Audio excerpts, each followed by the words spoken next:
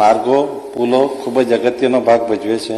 આગામી સમયમાં જરૂરિયાત મુજબના તથા ભારે ટ્રાફિક ધરાવતા રસ્તાઓને હાઈ સ્પીડ કોરિડોરમાં અપગ્રેડ કરવા અને નિર્માણ કરવાનું આયોજન છે. આંગણવાડી કાર્યકર, તેડાગર, મિની આંગણવાડી કાર્યકર બહેનોના માનદ વેતન માટે ₹1241 કરોડની જોગવાઈ. પોષણ સુધા યોજના હેઠળ આદિજાતિ વિસ્તારના 14 જિલ્લાના 106 ઘટકોમાં સગર્ભા માતા અને ધાત્રી માતાઓના દિવસમાં એક વખત સંપૂર્ણ ગરમ ભોજન, ફોલિક એસિડ અને કેલ્શિયમની ગોળી આપવામાં આવે છે, જેના માટે ₹90 કરોડની જોગવાઈ. પૂરક પોષણ યોજના અંતર્ગત 3 થી 6 વર્ષના બાળકોને આંગણવાડીમાં ગરમ નાસ્તો અને ભોજન તેમજ બાળકો, કિશોરીઓ અને સગર્ભા માતાઓને ટેક હોમ રાશન પૂરું પાડવા માટે ₹973 કરોડની જોગવાઈ. મુખ્યમંત્રી માતૃશક્તિ યોજના હેઠળ સગર્ભા માતાને 1000 દિવસ સુધી પ્રતિમાસ પ્રતિ લાભાર્થી 2 કિલો ચણા, 1 કિલો દાળ અને 1 લીટર ખાદ્ય તેલ આપવા માટે ₹372 કરોડની જોગવાઈ. માનનીય અધ્યક્ષશ્રી, અન્ન, નાગરિક પુરવઠા અને ગ્રાહકોની બાબતોના વિભાગ માટે કુલ ₹2712 કરોડની જોગવાઈ. પ્રધાનમંત્રી ગરીબ અન્ન યોજના વંચિતો અને ગરીબ પરિવારો માટે સંજીવની સાબિત થઈ છે. NFSA રેશન કાર્ડ ધારકોને પ્રોટીનયુક્ત પોષણક્ષમ આહાર પૂરો પાડવા માટે તુવર દાળ અને ચણાના વિતરણ માટે ₹767 કરોડની જોગવાઈ.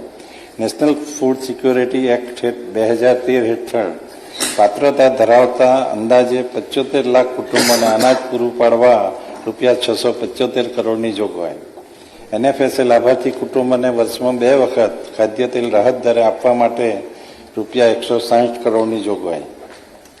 શ્રી અન્ન મિલેટના વપરાશને પ્રોત્સાહન આપવા બાજરી, જુવાર, રાગીની ખરીદી ઉપર ખેડૂતોને પોષણક્ષમ ભાવ મળી રહે તે હેતુથી ખેડૂતોને લઘુત્તમ ટેકાના ભાવ ઉપરાંત ₹300 પ્રતિ ક્વિન્ટલ બોનસ ચૂકવવા ₹37 કરોડની જોગવાઈ.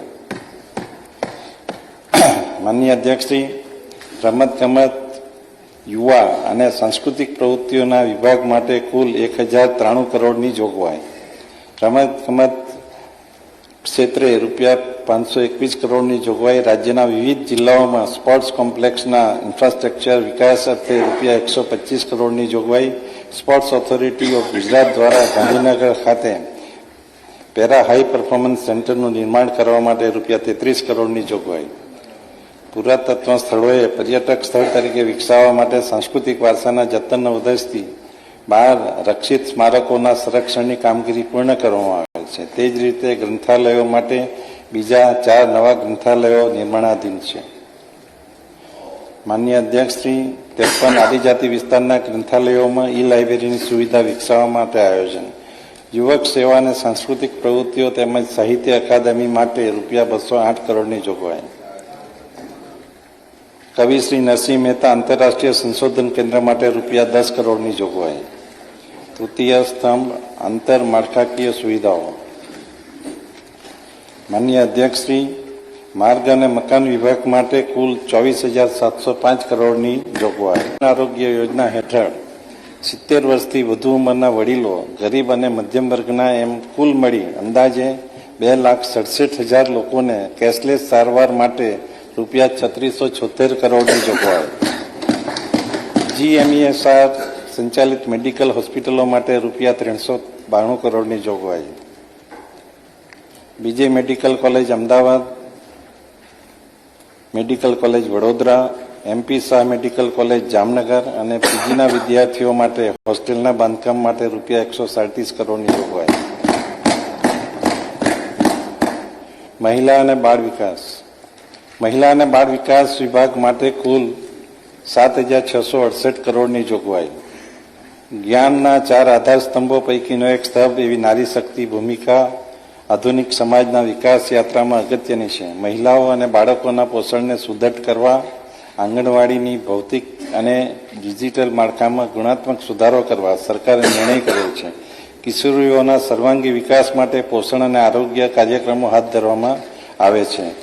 ગંગા સ્વરૂપા આર્થિક સહાય યોજના અંતર્ગત વિધવા બહેનોને આર્થિક રીતે મદદરૂપ થવા માટે DBT માધ્યમથી માસિક ₹1250ની સહાય માટે ₹3,015 કરોડની જોગવાઈ. નિગમની બસોમાં મુસાફરી કરતા વિદ્યાર્થીઓને બસ પાસ ફ્રી કન્સેશન માટે ₹223 કરોડની જોગવાઈ.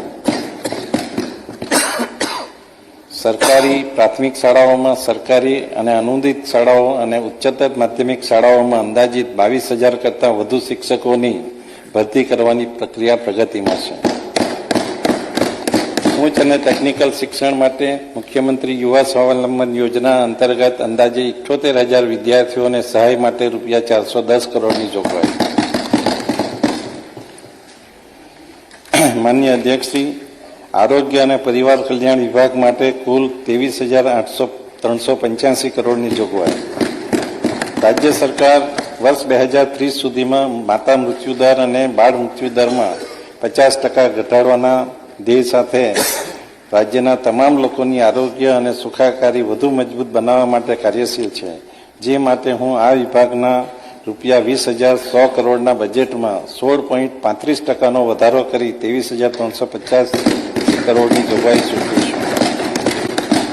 નિગમની બસોમાં મુસાફરી કરતા વિદ્યાર્થીઓને બસ પાસ ફ્રી કન્સેશન માટે ₹223 કરોડની જોગવાઈ. સરકારી પ્રાથમિક શાળાઓમાં, સરકારી અને અનુદાનિત શાળાઓ અને ઉચ્ચતર માધ્યમિક શાળાઓમાં અંદાજિત 22,000 કરતાં વધુ શિક્ષકોની ભરતી કરવાની પ્રક્રિયા પ્રગતિમાં છે. ઉચ્ચ અને ટેકનિકલ શિક્ષણ માટે મુખ્યમંત્રી યુવા સ્વાવલંબન યોજના અંતર્ગત અંદાજે 78,000 વિદ્યાર્થીઓને સહાય માટે ₹410 કરોડની જોગવાઈ. માનનીય અધ્યક્ષશ્રી, આરોગ્ય અને પરિવાર કલ્યાણ વિભાગ માટે કુલ 23,385 કરોડની જોગવાઈ. રાજ્ય સરકાર વર્ષ 2030 સુધીમાં માતા મૃત્યુદર અને બાળ મૃત્યુદરમાં 50% ઘટાડવાના ધ્યેય સાથે રાજ્યના તમામ લોકોની આરોગ્ય અને સુખાકારી વધુ મજબૂત બનાવવા માટે કાર્યશીલ છે. જે માટે હું આ વિભાગના ₹20,100 કરોડના બજેટમાં 16.35%નો વધારો કરી 23,350 કરોડની જોગવાઈ સૂચવું છું. રાજ્ય સરકારના પેન્શનરોને દર વર્ષે હયાતીની ખરાઈ માટે સંબંધિત કચેરીમાં કે બેંકમાં જવું પડે છે. હવે રાજ્યના 5,14,000 પેન્શનરોને ઘર આંગણે હયાતીની ખરાઈ ઓનલાઈન તેમજ વિનામૂલ્યે કરવાની જાહેરાત કરું છું. માનનીય અધ્યક્ષશ્રી, આ વર્ષે અખંડ ભારતના શિલ્પી અને ગુજરાતના સપૂત સરદાર વલ્લભભાઈ પટેલની 150મી જન્મ જયંતિનું વર્ષ છે. એમના એક ભારત શ્રેષ્ઠ ભારતના સંકલ્પને તત્કાલીન મુખ્યમંત્રી શ્રી અને હાલના માનનીય વડાપ્રધાન શ્રી નરેન્દ્ર મોદીજીએ વિશ્વની સૌથી ઊંચી પ્રતિમા સ્ટેચ્યુ ઓફ યુનિટીના માધ્યમ દ્વારા શ્રેષ્ઠ શ્રદ્ધાંજલિ આપેલ છે. જન્મ જયંતિ વર્ષના આ અનુસંધાને યોજાતા કાર્યક્રમો યુવાનોમાં એકતા, દૃઢતા અને દેશપ્રેમની ભાવના જગાવશે.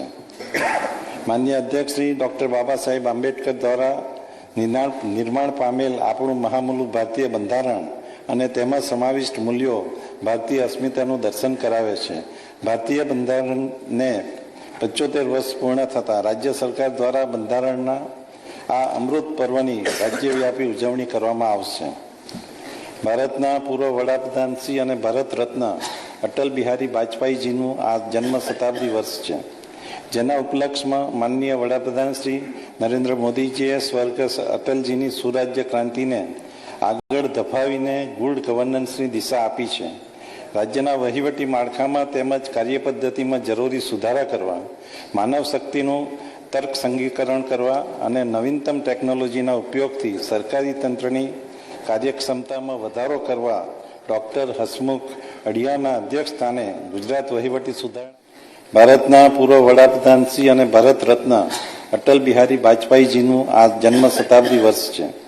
જેના ઉપલક્ષમાં માનનીય વડાપ્રધાન શ્રી નરેન્દ્ર મોદીજીએ સ્વર્ગસ્થ અટલજીની સુરાજ્ય ક્રાંતિને આગળ ધપાવીને ગુડ ગવર્નન્સની દિશા આપી છે.